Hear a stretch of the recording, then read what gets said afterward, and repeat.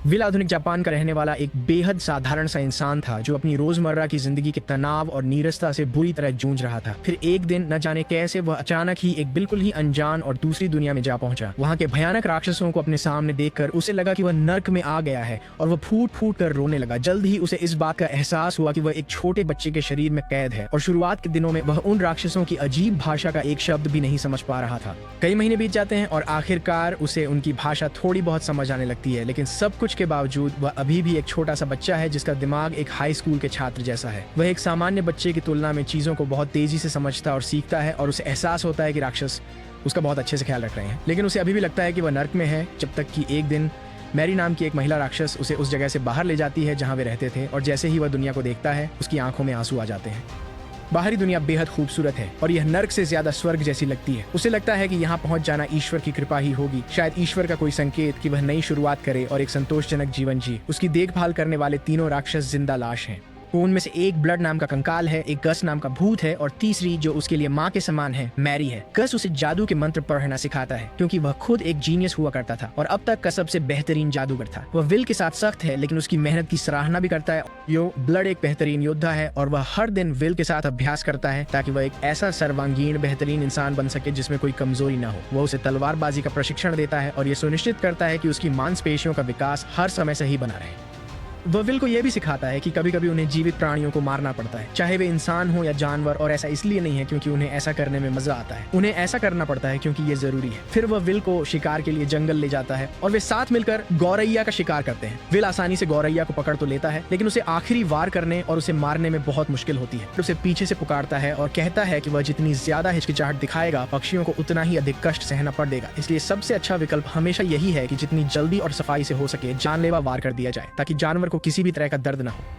एक दिन ब्लड ने विल से कहा, तुम काफी मजबूत हो गए हो, अब अपनी पूरी ताकत रोकने की जरूरत नहीं, तैयार हो जाओ। गस ने विल को चेताया, ब्लड तुम्हारी सोच से कहीं ज्यादा तेज है। विल कुछ कहता उससे पहले ही ब्लड ने वार कर दिया पर विल बाल बाल बच गया। ब्लड के हमलों से बचने के लिए विल ने एक्सिलरेशन का इस्तेमाल किया और तेजी से निकल गया, पर ब्लड अब भी उसका पीछा कर रहा है। विल चतुराई से पानी का एक गहरा गड्ढा तैयार करता है जिसके कारण ब्लड अपना संतुलन खो देता है और फिसल जाता है। विल तुरंत फॉलिंग स्पाइडर वेब तकनीक का इस्तेमाल कर आग को काट देता है और विल को निहत्था कर देता है। अगले दिन मैरी फिर से उसी पुराने मंदिर में जाकर पृथ्वी देवी के सामने हाथ जोड़कर प्रार्थना करती हुई दिखाई देती है। उत्सुकता में वह दरवाजे से झांकता है और मैरी को आग में गिरा पाता है। वह चिल्लाते हुए दौड़ता है, उसे आग से खींचने की कोशिश करता है और मदद के लिए पुकारता है। हाथों में जलन होते ही वह बेहोश हो जाता है। होश आने पर वह खुद को उसी कमरे में पाता है जहां वे तीनों लाशें थीं। मैरी खुशी से रो पड़ती है और खुद को कोसने लगती है। विल उसे शांत करता है, कहता है कि वह बस देखना चाहता था कि वह क्या करती है। मैरी विल की ओर देखती है और दुख के साथ कहती है कि वे तीनों पहले इंसान हुआ करते थे लेकिन उनकी मृत्यु हो गई, और दुख की बात यह है कि उनकी आत्माएं अभी भी उनके नश्वर शरीरों से चिपकी हुई थी, जिससे एक बहुत ही मजबूत बंधन बन गया। इसीलिए जब भी मैरी ईश्वर से प्रार्थना करने की कोशिश करती है तो वह आग की लपटों में घिर जाती है, और फिर भी वह तब से हर दिन बिना रुके ईश्वर से प्रार्थना कर रही है जब से उसे अपना जीवन याद है। उस घटना को बीते 5 साल हो चुके हैं और अब विल 13 साल का हो गया है। वह लगातार देवताओं की प्रार्थना कर रहा है और बिना किसी आराम या भोजन के उनके सामने 3 दिनों तक लगातार ध्यान लगाने में सक्षम रहा है। गस के साथ उसके सबक धीरे धीरे कठिन होते जा रहे हैं। उसे कभी कभी लगता है कि गस उसे थका देना चाहता है, इसलिए सीखने से तंग आकर वह उससे कहता है कि वह अब और नहीं कर सकता, लेकिन विल ऐसा करने से मना कर देता है। ब्लड हर दिन विल को ट्रेनिंग देता है और आखिरकार एक दिन वह विल को मैदान में ले आता है और उससे कहता है कि आज वो उससे नहीं बल्कि एक असली मरे हुए राक्षस से लड़ेगा। विल थोड़ा घबरा जाता है लेकिन अपनी जगह पर डटे रहने का फैसला करता है और द्वंद्व के लिए तैयार हो जाता है। ब्लड अनडेड को जंजीरों से मुक्त करता है। विल अपनी म्यान से तलवार निकाल लेता है। दोनों के बीच भीषण संघर्ष शुरू होता है। विल फुर्ती से वार बचाकर सटीक प्रहार से राक्षस को पल भर में ढेर कर देता है। ब्लड ये देखकर हैरान रह जाता है और विल को भी अपनी आंखों पर यकीन नहीं हो रहा है। वो अपनी पहली वास्तविक लड़ाई से बेहद खुश है और ब्लड से पूछता है कि क्या उसने अच्छा किया। ब्लड थोड़ी देर सोचता है और उससे कहता है कि उसे लगता है कि विल असली अनुभव के लिए तैयार है। फिर वह विल को अपने साथ उस वीरान शहर में ले जाता है और उसे बताता है कि कई दशक पहले यह शहर एक समृद्ध इलाका हुआ करता था जहां बहुत सारे लोग रहते थे और आर्थिक रूप से बहुत स्थिर माहौल था। फिर एक दिन आपदा आ गई और पूरी आबादी खत्म हो गई और अब ये एक भूतिया शहर है जहां हर एक व्यक्ति जिंदा लाश में बदल गया है और कालकोठरियों में भटकता है। वह विल को एक कालकोठरी के अंदर ले जाता है और नीचे की ओर चलता है।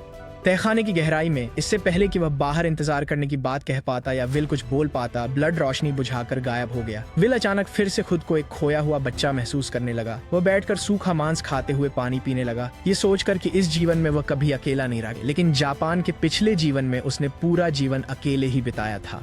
वह कड़ाके की ठंड में पूरी तरह से अकेला ठिठुर रहा है, लेकिन फिर भी वह अपनी हिम्मत को बटोरकर वहां से भाग निकलने की एक योजना बनाता है। तभी अचानक उसे भाला लिए एक विशालकाय कंकाल दिखाई देता है, लेकिन वह हैरान रह जाता है जब मृत प्राणी उस पर जादू करता है।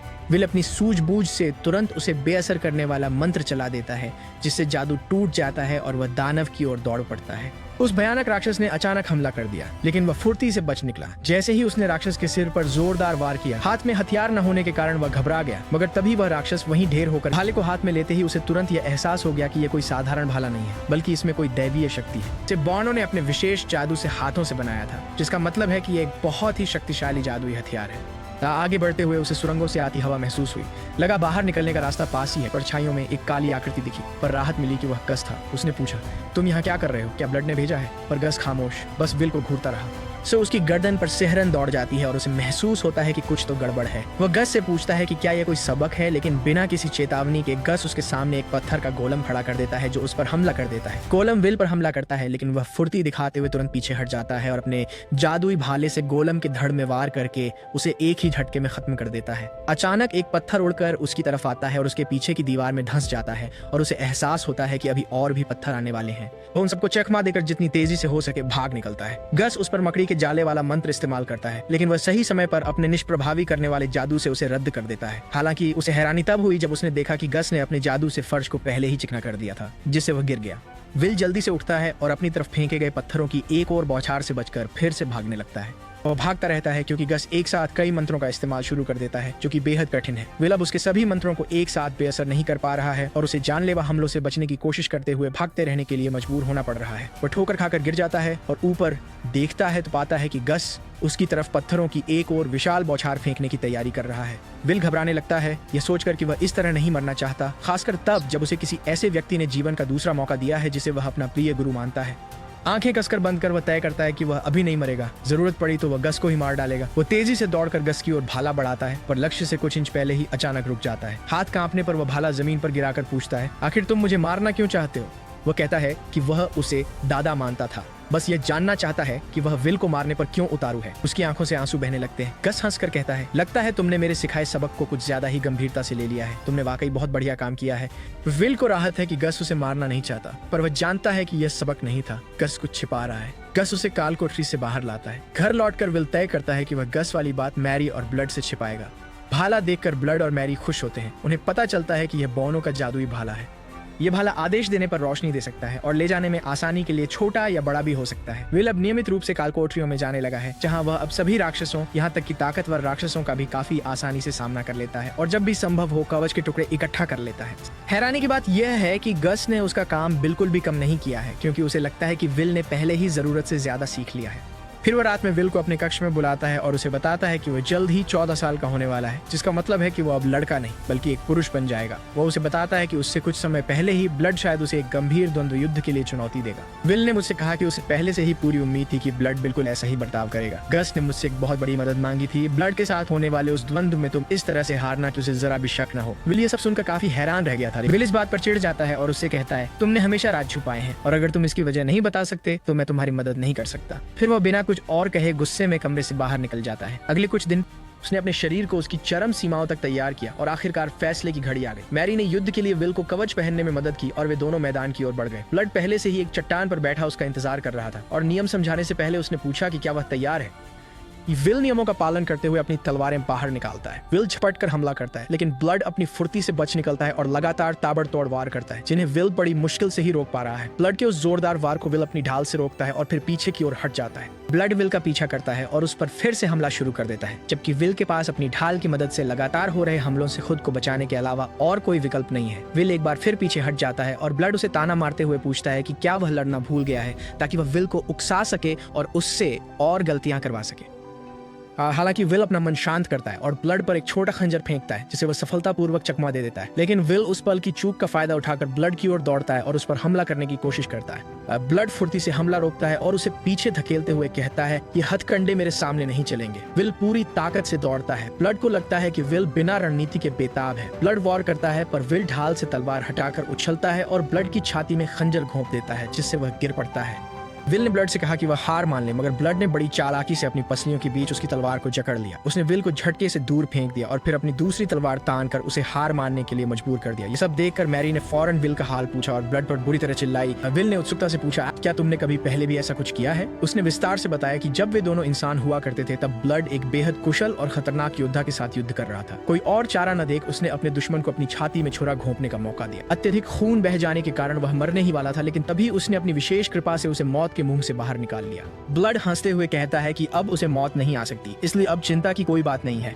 सब बैठकर बातें करने लगते हैं। ब्लड विल को उसे हराने के करीब पहुंचने पर बधाई देता है और उसकी ताकत व कौशल की तारीफ करता है। वो कहता है कि विल ब्लड जितना लंबा चौड़ा नहीं है, इसलिए उसकी शैली अलग होनी चाहिए थी। वो कभी नहीं चाहता था कि विल उसकी शैली की नकल करे। वो विल से कहता है कि उसने उसे सब सिखा दिया है, अब सिखाने को कुछ नहीं बचा। फिर वह एक शक्तिशाली बैंगनी दानव तलवार निकालता है। वह इसे विल को देते हुए कहता है कि उसने इसे कमाया है, जबकि विल कहता है कि उसने तो जीत भी नहीं पाई थी। ब्लड उसे थमाते हुए कहता है कि यह उसकी स्वतंत्रता का प्रतीक है। वह विल को बताता है कि यह सबसे शक्तिशाली दानव तलवारों में से एक है जिससे देवता भी डरते हैं। तलवार की खासियत यह है कि दुश्मन के घायल होने पर चलाने वाले की सेहत सुधरने लगती है। विल हैरान है क्योंकि उसने ऐसा पहले कभी नहीं सुना था। ब्लड ने चेतावनी दी कि यह जोखिम भरा है क्योंकि यह तलवार चलाने वाले को बहुत शक्तिशाली महसूस कराती है। ब्लड समझाता है कि कई बार लोग इसकी शक्ति के शिकार हो जाते हैं क्योंकि वे खुद पर काम करना बंद कर देते हैं और पूरी तरह से तलवार पर निर्भर होने लगते हैं, जो कि बहुत खतरनाक है क्योंकि तलवार व्यक्ति की आत्मा को सोख लेती है और उसके विकास को रोक देती है। विल इस तलवार के इस्तेमाल की शक्तियों और जटिलताओं को समझ जाता है और ब्लड से कहता है कि वह इसका इस्तेमाल सावधानी से करेगा। ब्लड उठता है, चट्टान के किनारे की ओर जाता है और विल को उस नष्ट हुए शहर के इतिहास के बारे में बताने लगता है। वो बताता है कि बहुत समय पहले सभी दानव राजाओं ने एकजुट होकर पूरे राज्य पर हमला किया था और उनमें एक ऐसा दानव राजा था जिसे अब हाई किंग के नाम से जाना जाता है। वह एक बेहद नीच और क्रूर दानव था जिसके पास वह दानव तलवार हुआ करती थी जिसे ब्लड ने विल को दिया था। वह विल को बताता है कि महाद्वीप पर दानवों का कब्जा हो गया था और सारी उम्मीदें खत्म होती दिख रही थी। ये सब इसलिए हुआ क्योंकि हाई किंग के पास एक गुप्त शक्ति थी। वह अपने खून से दानव और अपने मांस से उच्च स्तरीय दानव सेनापति बना सकता था। यह था कि उसकी सेना के लिए राक्षसों की कोई कमी नहीं थी और दानवी तलवार के साथ उसे रोकना असंभव था। ब्लड के अनुसार दानव राजा युद्ध में सीधे कूद पड़ता था और अपनी तलवार लहराते हुए अपने रास्ते में आने वाले हर किसी को काट डालता था। वह अपना बचाव नहीं करता था और खुद को कटने देता था ताकि वह खून बहा सके और अपने लिए और अधिक सैनिक पैदा कर सके। दानवी तलवार के साथ वह लगातार खुद को ठीक करने के साथ साथ हर समय हजारों नए सैनिक बनाने में भी सक्षम था। उसने सभी मित्र सेनाओं को हरा दिया और पूरे महाद्वीप का एकमात्र सम्राट बन गया। इसके बाद बड़े पैमाने पर कत्लेआम शुरू हो गया। गांवों में लोगों को मारा जा रहा था, उन्हें अंधेरे के देवताओं की बलि दी जा रही थी और हर किसी को लगा कि मानवता का अंत निकट है। हालांकि एक दिन पवित्र जादूगर गस राज्य में आया और उसने सभी को बताया कि हाई किंग को हराने का यही सबसे सही समय है। उसने परम योद्धा ब्लड और लोगों को पूरी तरह से ठीक करने की अद्भुत शक्ति रखने वाली सुंदर सेविका मैरी के साथ गठबंधन किया। उसने एक योजना बनाई जिसके अनुसार वह, मैरी, ब्लड और उसके कुछ चुनिंदा योद्धा रात में सीवर के रास्ते हाई किंग के शहर में प्रवेश करेंगे। वे उसके महल तक पहुंचेंगे और उससे युद्ध करेंगे। गस उसे एक जगह रोकने की कोशिश करेगा और ब्लड उसके साथ द्वंद्व युद्ध करेगा, जबकि मैरी सभी को ठीक करती रहेगी, जिसमें डेमन किंग भी शामिल होगा ताकि वह खून न बहा सके और नए राक्षसों को पैदा न कर सके। फिर गस उसकी तलवार चुरा लेगा जिससे उसका त्रुप का इक्का छिन जाएगा और फिर उन्हें उसे हराना आसान हो जाएगा। हालांकि ब्लड जमीन की ओर देखता है और बताता है कि उनकी योजना विफल रही। विल हैरान रह जाता है, लेकिन ब्लड बताता है कि सब कुछ योजना के मुताबिक ही हो रहा था। लेकिन जब वे हाई किंग के पास पहुंचे तो वह एक विशाल राक्षस में बदल गया और वह इतना बेहतरीन तलवारबाज था कि ब्लड उसे छू तक नहीं पाया। उसके सभी योद्धा साथी मारे गए और अगर मैरी न होती तो वह भी मारा जाता। विल ने उससे पूछा आखिरकार उन्होंने उसे कैसे हराया, क्योंकि उसे तो हारना ही था, क्योंकि विल के पास अभी उसकी तलवार है। ब्लड ने खुलासा किया कि ठहराव के देवता जो चाहते हैं कि दुनिया जीवन और मृत्यु से मुक्त हो जाए धरती पर उतरे और मैरी, ब्लड और गस से कहा कि अगर वे खुद को उनके लिए बलिदान कर दें तो वे हाई किंग को सील करने और सभी राक्षसों का सफाया करने में उनकी मदद करेंगे। इसलिए बिना सोचे समझे तीनों ने खुद को बलिदान करने के लिए सहमति दे दी। ब्लड एक कंकाल बन गया, गस एक भूत बन गया और मैरी एक मम्मी बन गई। भगवान ने अपना वादा निभाया और सभी राक्षसों का सफाया कर दिया, लेकिन उन्हें मारने के बजाय उन्होंने उन सभी को अमर राक्षसों में बदल दिया, जिसका मतलब है कि वे न तो कभी मरेंगे और न ही उनकी संतान होगी, जिससे दुनिया में ठहराव आ गया है। ब्लड के अनुसार वे तीनों सबसे उच्च श्रेणी के अमर हैं और 200 से अधिक वर्षों से उस सील की रक्षा कर रहे हैं। एक दिन राक्षसों का एक समूह एक मानव शिशु को मंदिर में ले आया ताकि वे उसे किसी काले देवता की बलि चढ़ा सकें। वे उस मानव बच्चे को देखकर हैरान रह गए क्योंकि उन्हें लगा था कि धरती पर अब कोई इंसान नहीं बचा है, लेकिन उनके सामने एक मानव शिशु मौजूद था। गस उस बच्चे को जंगल में अकेला छोड़ देना चाहता था क्योंकि यह उनका काम नहीं था, लेकिन मैरी और ब्लड दोनों ने उसकी बात नहीं मानी और बच्चे को अपने पास रखकर उसे पालने का फैसला किया। यही वजह थी कि उन्होंने विल को पहले कभी कुछ नहीं बताया था, क्योंकि वे उसे यह बताने की हिम्मत नहीं जुटा पा रहे थे कि उसे बलि के लिए चुना गया था। मैरी उठकर विल को गले लगाती है और हमेशा प्यार करने का वादा करती है। ब्लड भी उसे अपना सर्वश्रेष्ठ शिष्य बताता है। विल उलझन में है, उसे यह विदाई जैसा लग रहा है। अचानक काले बादल छाते हैं और आसमान से एक विशाल परछाई उभरती है। वो ब्लड और मैरी से पूछती है, क्या विदाई हो गई? क्या उस बच्चे से मोह खत्म हुआ? वे सहमति जताते हैं। देवता जब उनसे अपनी आत्माएं सौंपने को कहते हैं तो विल अचानक असहाय होकर जमीन पर गिर पड़ता है। गस ने बीच में आकर जमीन फाड़ दी। उसने विल से मैरी और ब्लड को ले जाने को कहा और मोर्चा संभाल लिया। गस डट गया। स्टैग्नेट ने उसे मामूली जादूगर कहकर मजाक उड़ाया। गस बोला, बिना लड़े मैं तुम्हें ब्लड और मैरी की आत्माएं नहीं ले जाने दूंगा। गस बिना कहे मंत्रों की बौछार करता है। विल हैरान है क्योंकि गस की माना खपत अविश्वसनीय है। स्टैग्नेट उन्हें आसानी से बेअसर कर देता है। गस 3 मंत्र एक साथ चलाता है पर स्टैग्नेट सुरक्षा कवच बना लेता है और कहता है ये सब बेकार है। गस 4 जटिल मंत्र एक साथ चलाकर स्टैग्नेट को हैरान कर देता है, जिससे उन्हें रोकने में संघर्ष करना पड़ता है। एक धमाके के साथ स्टैग्नेट गायब हो जाता है। गस विल के पास जाकर उसे दिलासा देता है कि सब ठीक है। विल सदमे में है पर सुरक्षित होने से खुश है, पर इससे पहले कि वो कुछ कह पाता 2 हिस्सों में कटकर गिर जाता है। विल ये देखकर स्तब्ध रह जाता है कि स्टैग्नेट उनके पीछे से प्रकट होता है और गस का मजाक उड़ाता है कि उसने सोचा कि वह स्टैग्नेट को इतनी आसानी से हरा सकता है। फिर वह ब्लड और मैरी दोनों पर अपने जादू का इस्तेमाल करता है और वे दोनों बेजान होकर जमीन पर गिर पड़ते हैं। स्टैग्नेट विल को सेना में शामिल होने को कहता है ताकि वह उन तीनों के साथ रह सके, वरना उसे इसके लिए भारी कीमत चुकानी होगी। वह कहता है कि वे उसके सबसे शक्तिशाली अनडेड थे जिनका काम पृथ्वी पर स्थिरता बनाए रखना था। विल की वजह से मेरी और ब्लड वह आदेश भूल गए। उसने विल को शाम तक का समय दिया और गायब हो गया। विल का दिल टूट गया है और वह उलझन में है। अंदर जाकर उसे समझ आया कि गस ने उन्हें बच्चा गोद लेने से इसलिए रोका क्योंकि वह दुष्ट देवता के विरुद्ध था। वह उनके पास सो जाता है और जब जागता है तो देखता है कि वे तीनों उसे ही घूर रहे हैं। वे ऐसे बेपरवाह बने रहते हैं जैसे कुछ हुआ ही न हो, लेकिन विल उन्हें बताता है कि उसे अपने पिछले जन्म की यादें हैं जिसमें वह बस एक और बेकार इंसान था जो अपने माता पिता के लिए सिर्फ एक निराशा था। फिर वह तीनों से कहता है कि उसे खेद है कि उन्हें उसकी खातिर इतना सहना पड़ा। मैरी उसकी तरफ देखती है और उसे जोरदार थप्पड़ जड़ देती है। उसने धमकी दी कि खुद को बुरा कहा तो पिटाई करेगी। इससे उसे होश आया। वह उठा और बोला कि प्रार्थना से पहले सबकी रक्षा करेगा। मंदिर से निकलकर वह युद्ध के मैदान पहुंचा जहां स्टैग्नेट इंतजार कर रहा था। स्टैग्नेट ने विल से सोच समझकर जवाब मांगा क्योंकि सबकी जान उसी पर टिकी थी। वह कोई समझौता नहीं करेगा, उसे हराएगा ही। फिर वह स्टैग्नेट को ताना मारता है और उससे कहता है कि एक इंसानी बच्चे से मत भागो, जिससे स्टैग्नेट क्रोधित हो जाता है। वह अपने जादू का इस्तेमाल करके उन मृत राक्षसों को जगा देता है जिन्हें बहुत समय पहले जमीन के नीचे कैद किया गया था और उन्हें विल पर हमला करने का आदेश देता है। राक्षस उसे चारों ओर से घेर लेते हैं, लेकिन वह अपने भाले के प्रहार से उनमें से कई को मौत के घाट उतार देता है। फिर अपनी जादुई शक्ति से अपनी गति को कई गुना बढ़ा लेता है और पलक झपकते ही राक्षसों की उस पूरी भीड़ सफाया कर देता है, जिसे देखकर दुष्ट देवता स्टैग्नेट पूरी तरह से हैरान और स्तब्ध रह जाता है। स्टैग्नेट जादू से विल के हाथ पैर घायल कर राक्षसों को उसे घेरने का आदेश देता है। विल डटकर मुकाबला करने को तैयार है। स्टैग्नेट राक्षसों को रोककर विल के पास आता है और उसकी ताकत व दृढ़ता की तारीफ करता है। वह कहता है कि उसे अपनी सेना में विल जैसे लोगों की जरूरत है। वह विल को यह कहकर बहलाने की कोशिश भी करता है कि वो उसे अपनी सेना में जनरल बना देगा और वो मैरी, ब्लड और गस के साथ हमेशा ऐशो आराम की जिंदगी जी पाएगा। विल उलझन में दिख रहा है कि उसका अगला कदम क्या होना चाहिए। सभी हैरान रह जाते हैं जब विल उस दुष्ट देवता की तरफ बढ़ने लगता है। अचानक दानव तलवार पकड़ स्टैग्नेट का हाथ काट देता है। घाव भरते देख हैरान स्टैग्नेट 2 बार और वार कर उसे घायल कर देता है। तीसरी बार हमले से पहले पीछे से आया सांप उसके पैर जकड़ काट लेता है। विल उठने की कोशिश में बेहोश हो जाता है। वह एक बहुत ही शांत और सुकून भरी दिव्य जगह पर जागता है। वह चारों ओर देखता है और उसे ऐसा लगता है कि वह यहाँ पहले भी आ चुका है, लेकिन उसे याद नहीं आ रहा कि कहाँ। फिर वह पीछे मुड़ता है और देखता है कि एक खूबसूरत महिला उसके सामने से गुजर रही है और उसे अचानक एहसास होता है कि इस दुनिया में जन्म लेने से पहले जब उसे यहाँ भेजा गया था तब वह इसी तारों भरी रात के नीचे इस खूबसूरत महिला के साथ चला था। वह महिला उससे पूछती है कि क्या उसने फैसला कर लिया है कि वह क्या करना चाहता है और वह जवाब देता है कि हाँ, उसने कर लिया है। वह उसे बताता है कि उसने एक ऐसा जीवन जिया है जिसमें वह खुश नहीं था और अपने आसपास के सभी लोगों के लिए एक निराशा रहा है और वह नहीं चाहता कि ऐसा दोबारा हो। वह कुछ मदद करना चाहता है और गस, ब्लड और मैरी की रक्षा करना चाहता है। वह उसकी ओर देखती है और पूछती है कि क्या वह यह सच्चाई स्वीकारने को तैयार है कि एक दिन उसे मरना ही है।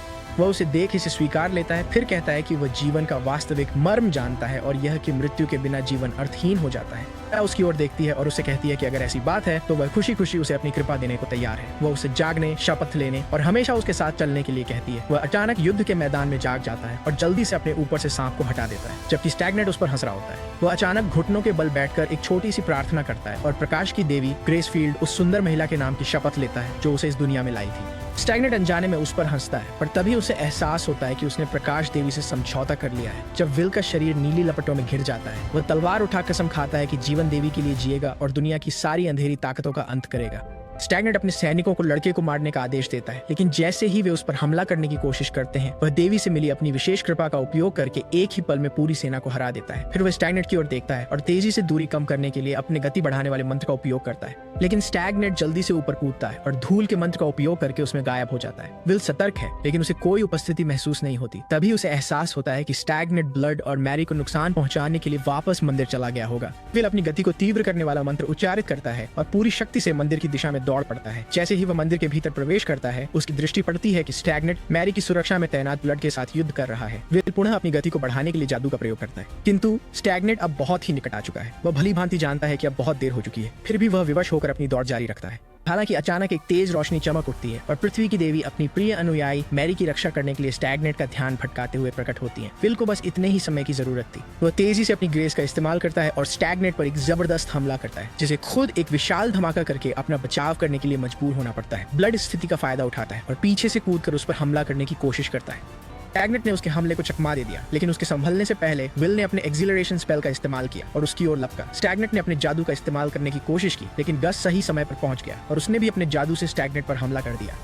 ना विल अपनी तलवार से देवता के पेट में वार करता है, उसे गहराई तक ढंसा देता है और उसे दीवार की ओर धकेलकर वहीं जकड़ देता है। इसके बाद विल दानव तलवार और प्रकाश की देवी की कृपा का उपयोग करते हुए हमलों की बौछार कर देता है और स्टैग्नेट का हमेशा के लिए खात्मा कर देता है। वह तुरंत फर्श पर गिर पड़ता है। क्या थकान के मारे वह निढाल है और वे तीनों उसकी ओर दौड़ पड़ते हैं और पूछते हैं कि क्या वह ठीक है। गस उसे बधाई देता है और उससे कहता है कि वह काफी ताकतवर हो गया है। वे सभी उसकी इस उपलब्धि पर बहुत खुश दिख रहे हैं और गस उनसे कहता है कि आज रात वे जश्न मनाएंगे और वह पीने के लिए अच्छी शराब लाने के लिए मंदिर से बाहर चला जाता है। मैरी और ब्लड उठकर उसके पीछे बाहर जाने की कोशिश करते हैं, पर विल पूछता है क्या हुआ, पर उन्हें पहले से पता था। वे बोले स्टैग्नेट मर चुका है और विल को पालने से उनका अनुबंध टूट गया है, इसलिए अब वे मरेंगे।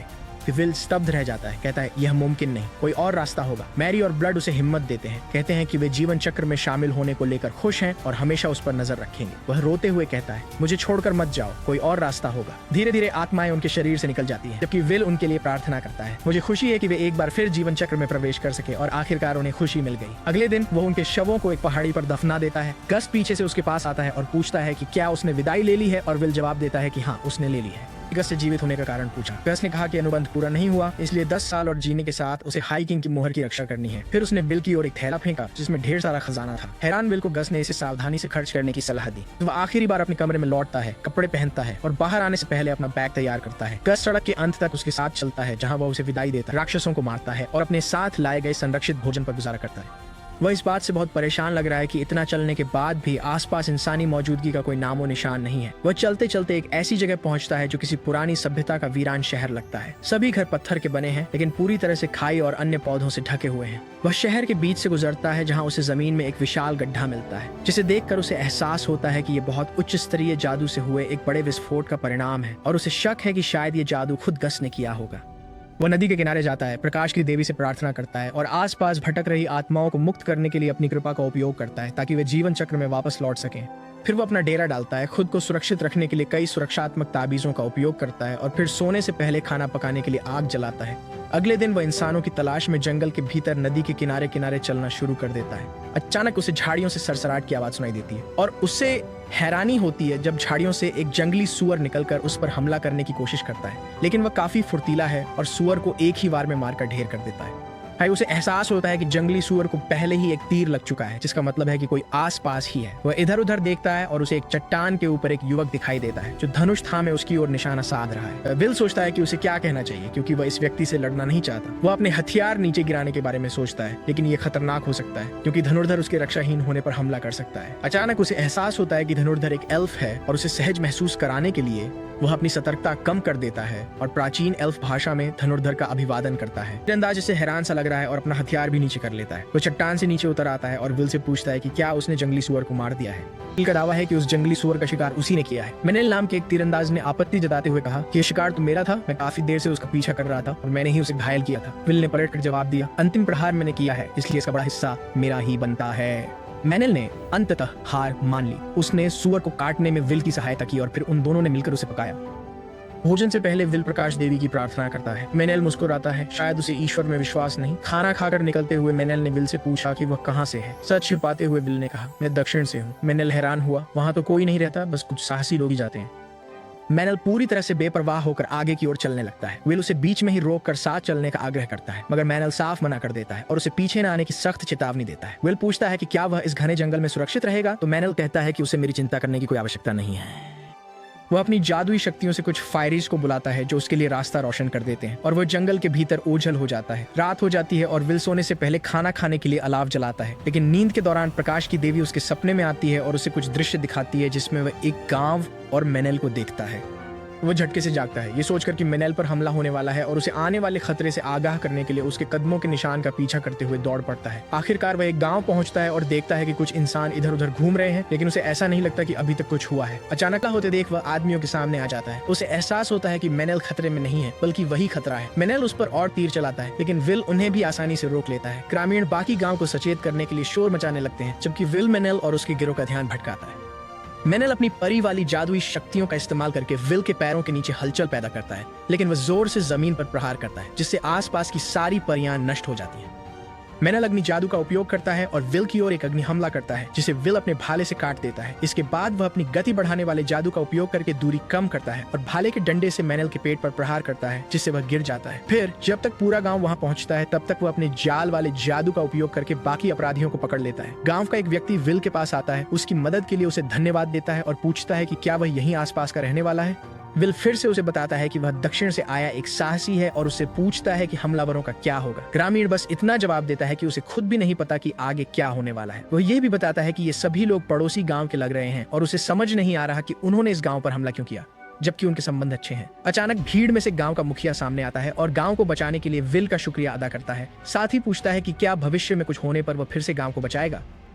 विल कहता है कि वह प्रकाश की देवी का अनुयायी है और उसे सबकी रक्षा करनी है। गांव वाले अपराधियों को मौत की सजा चाहते हैं, पर मुखिया उन्हें रोकते हैं। अगले दिन पूछताछ के लिए गांव के मुखिया ने पूछा कि उन्होंने ऐसा क्यों किया। मेनेल ने तुरंत बताया कि राक्षसों के एक झुंड ने उनका गांव तबाह कर दिया, सबको मार डाला, सारा राशन और पैसे लूट लिए और उन्हें बेसहारा छोड़ दिया। उनके पास कोई और चारा नहीं था, इसलिए पेट भरने के लिए उन्हें पास के गांव पर छापा मारना पड़ा। मेनेल ने मुखिया से कहा कि छापे का विचार उसका था, इसलिए बाकी लोगों को छोड़ उसे ही जो चाहे सजा दें। पड़ोसी गांव वालों की हरकत से ग्रामीण नाराज हैं और दोषियों को फांसी की मांग कर रहे हैं। मुखिया मेनेल को फांसी का आदेश देता है, पर विल टोक देता है। वह कहता है कि जंगल में रास्ता खोजने के लिए उसे मेनेल की मदद चाहिए। फिर गस की दी थैली निकालकर वह मुखिया को नुकसान की भरपाई के लिए मोटी रकम देने का प्रस्ताव रखता है। मुखिया मान जाता है और दोषी रिहा कर दिए जाते हैं। विल मुखिया के पास जाकर उनसे कहता है, असल में राक्षस ही हमारे सबसे दुश्मन है, अब हमें आपस में लड़ना बंद कर देना चाहिए। मेनेल उसका आभार व्यक्त करता है और उसे एक नए गांव की ओर ले जाता है, जहां विल को बिल्कुल भी अंदाजा नहीं है कि आगे क्या होने वाला है।